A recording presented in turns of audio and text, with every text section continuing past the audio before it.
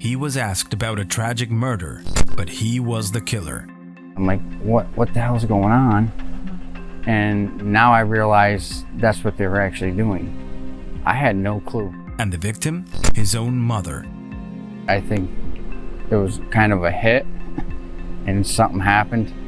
Something went bad, and this is like a rural area, so they just wanted to plant the body somewhere else besides wherever the hell they were from. A woman was found lifeless, with her body being discovered in a creek located in Bradford County, United States. Apparently, the killer took care not to leave clues or evidence behind.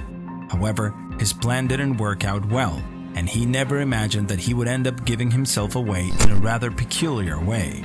It would be like a place where people from the city would want to put a body because most likely they wouldn't be found. Matthew Haverly looked disconcerted during the interview that he decided to give to a television news channel, which was reporting on the discovery of a woman's body. It's sad to say that that's someone's either daughter, mother, whatever, both. At the time, the fatal victim was unknown, and the reporter was trying to get some kind of information from neighbors in the area. Coincidentally, Matthew lived across the street from where this grisly discovery took place, so he decided to give his testimony. He would even go so far as to speak out about what his mother might have said after learning of this terrible murder.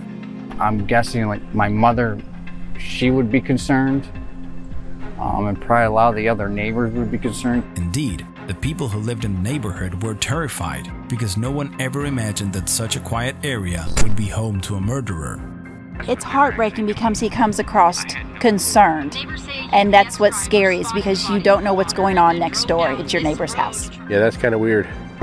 That's kind of weird. You got people like that running around.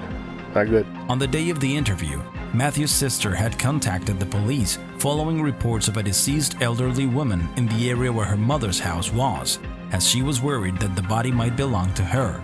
Thanks to the specific details she provided about the woman's body, the police were able to determine that the deceased was indeed Patricia Haverly. Later that day, police spoke with Matthew, who claimed that he had last seen his mother the night before, and that when he woke up, he couldn't find her anywhere. However, the autopsy would reveal the worst. Patricia had suffered trauma to the top and right side of her head.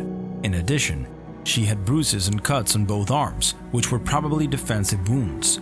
Her death was therefore ruled a homicide and looked to be the work of none other than her own son, who was arrested and sentenced to spend 3 to 14 years in jail.